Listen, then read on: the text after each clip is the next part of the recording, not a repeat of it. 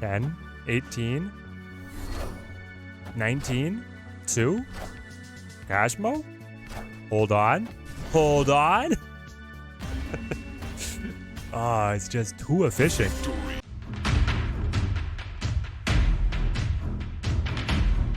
Welcome, my friends. This Staturesque deck has been bolting down the wins and is absolutely dominating in the current ladder meta. It is the hottest deck here in Snap. Now, unfortunately, the optimized list is running a lot of higher pool cards and the current Battle Pass card, so we are, of course, going to be covering the budget options that you can substitute in to still be able to take advantage of the core that this list has to offer. Now, if you had told game release Teddy that the hottest deck in the game was going to feature both Rockslide and Black Bolt in a list without these cards receiving buffs or reworks, I would have gone off laughing for miles. But the morale of the story is that you can't count a card out in Snap, and this list absolutely proves it. We are looking at the Zabu shell here with a number of 4 costs using the Zabu to be able to get our energy efficiency, and then we have 3 separate modules to be able to generate highly efficient point creation. We have the Black Bolt Stature combo is just a 2-card combo piece here. We have the Hawk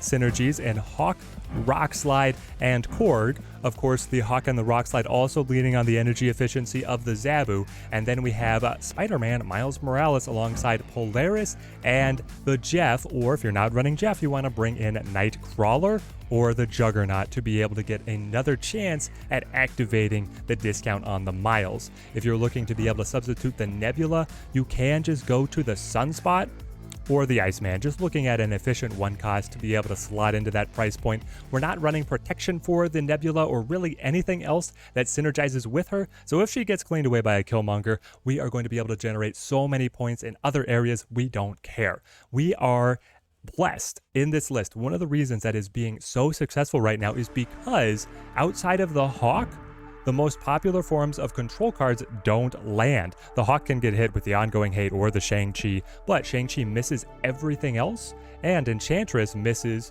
everything else except for the Zabu, but the times when the opponent is hitting the Zabu for high value is rare and far between. Valkyrie does a number on us, and of course the Killmonger would be able to find value knocking over our Nebula and Korg, but our options of being able to knock over pieces with the Shang-Chi or silence the enemies with the Enchantress usually end up being much more pivotal, and because we have so many tight modules here on card combos, we're usually able to find 2 of the 3, and that is our winning scenario. Now, you have to be very adaptive in piloting this list to be able to take advantage of the card combos that you draw into between our 3 different modules and making sure that you're ready to adapt against the opponent with the specific control pieces that we have. So let's dive into battle and show how things can play out.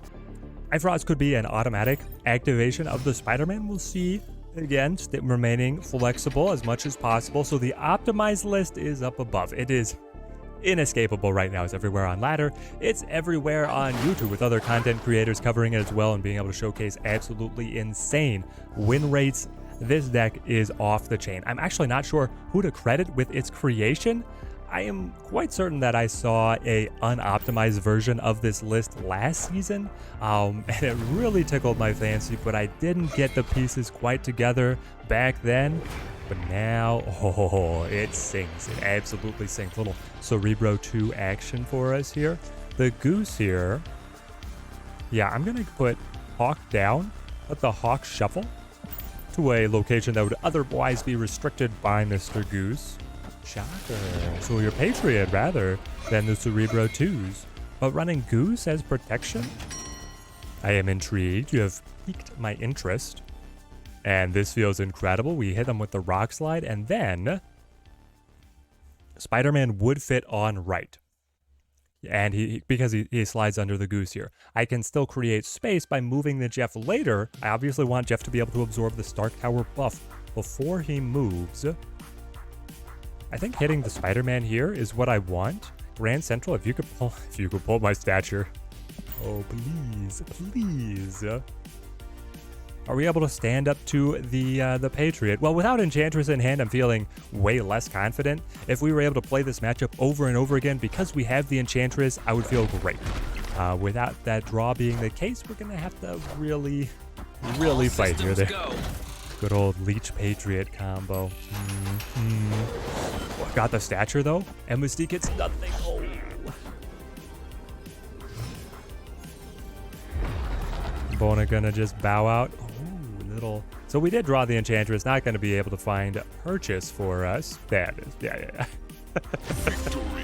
We hit the combos, even if we didn't have the Bifrost between Jeff and Polaris. It was going to be very easy for us to get that one-cost Spider-Man. And then we hit all the combos around Hawk. Pivotal play around there to be able to lock up that location. It's a beauty. So what right now for you guys is the unplayed card, or the really weak card that you guys would like to see get elevated in the meta? What has ended up happening with Black Bolt and Rockslide, which had been the laughing stock at the bottom of the barrel for a number of seasons, was that they got these assistant cards. The Black Bolt got the Stature, and then the Rockslide got the Hawk. What's a card that we would like to see that needs a buddy to be able to bring them up, and what might that be? Like Crystal needs something. Quake. I mean, the problem with some of the cards that are at the bottom of the table right now is it feels like there are other cards that do their job but better. So we'll see.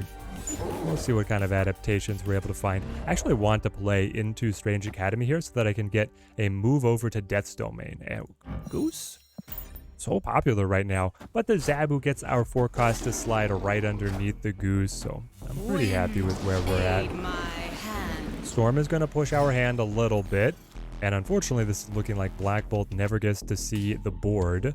This is where we need to go Shang Chi, kill their monster while it's a possibility. We do have initiative to make sure that goes through. Play the Korg, looking for the best shuffle possible. The Black Bolt could be playable actually when the Goose slides to the side, but it's not in time to be able to score the Stature or for his control effect to okay. For his control effect to matter.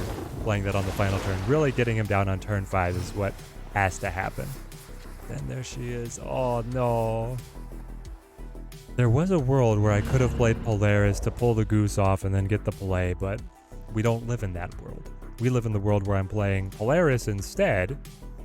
And I do get the the Spider-Man will be 1 cost after the Strange Academy move. Nebula is going to be able to continue to scale up. Goose, Shang-Chi, Storm.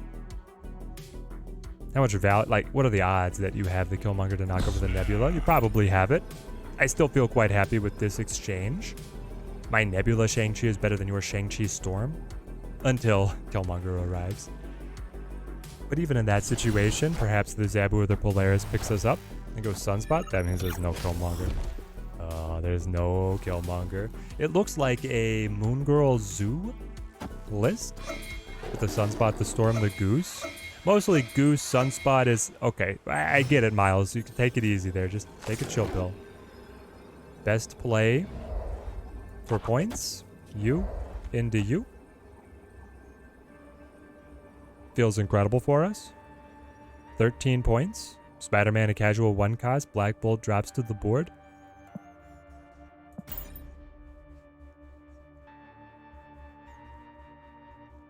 What's the finish? Victory.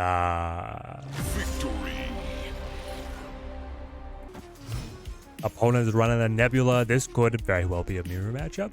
Space Throne. Let's hit the Zabu. Love having Zabu in the opening hand here. I'm wondering if Polaris is able to get us a win at the Space Throne. I'll take the shot up against Nebula. They just go straight for it. The Jeff. It's likely the exact same deck. We'll see if we're able to pilot the mirror matchup here. Hub gives me Ronin. Don't think I'm going to give us the Ronin. But we have Hawk package. We have Stature package. We capitalize. Storm me. Don't mind. I'll get as much energy into that location as possible here. And there's a Miles too.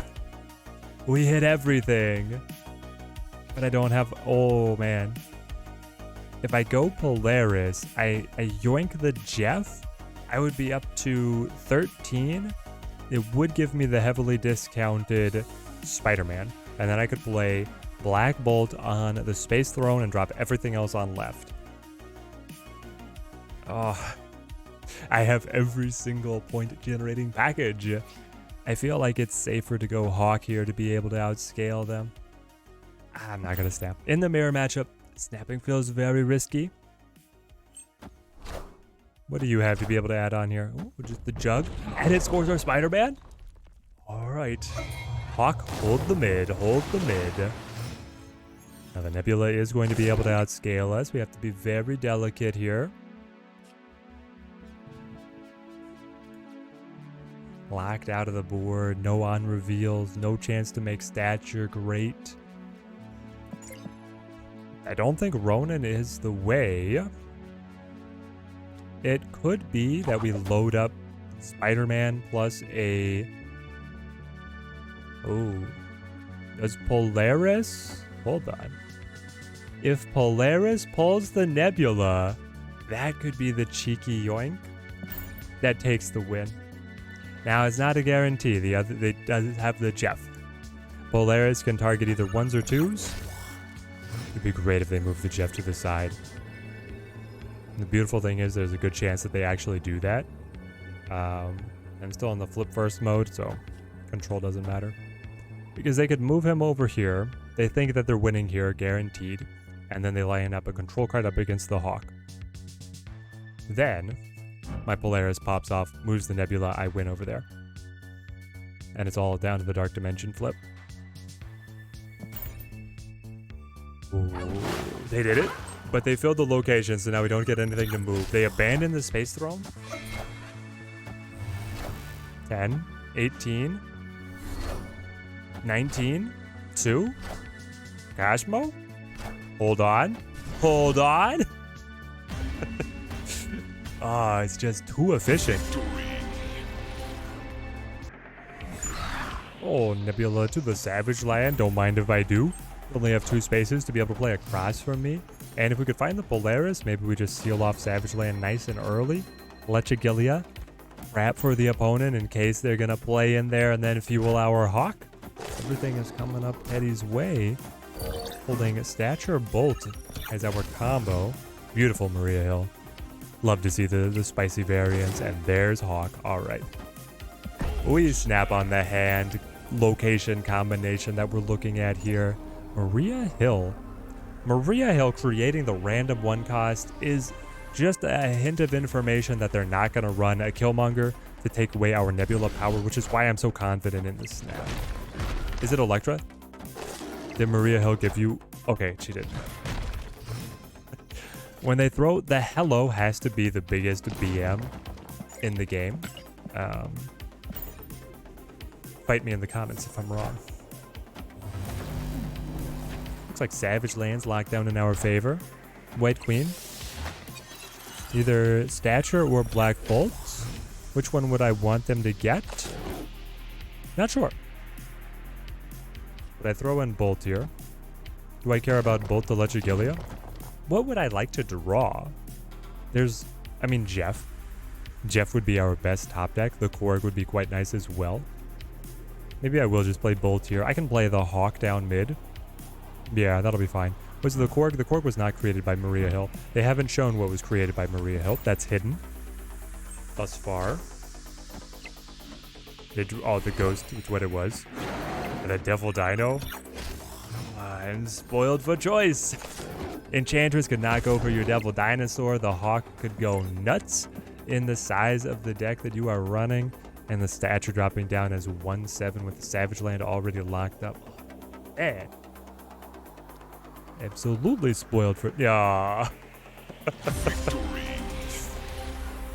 So here is the deck in all of its Stature-esque glory. I have to say I'm absolutely in love with this deck. Getting to slam down the Stature, the Black Bolt, the Miles Morales, cards that I love but haven't really had an opportunity to play in previous metas is so much fun. This deck is the real deal. Its climbing potential is through the roof, and it is making an incredible case for the value in investing in the Series 4 Stature and the Series 4 Zabu, even in the face of all the exciting Series 5 cards that are coming out. The Jeff and the Nebula can get substituted away, and you will still be able to run an amazing list here. If you guys pick this one up, I hope it earns you many cubes on your climb up to infinite. Stay tuned to the channel. We're going to be testing all the hot new cards that are releasing here to give you the breakdown on what your best token expenditures are going to be. Till next time, thank you guys for watching. Keep on snapping.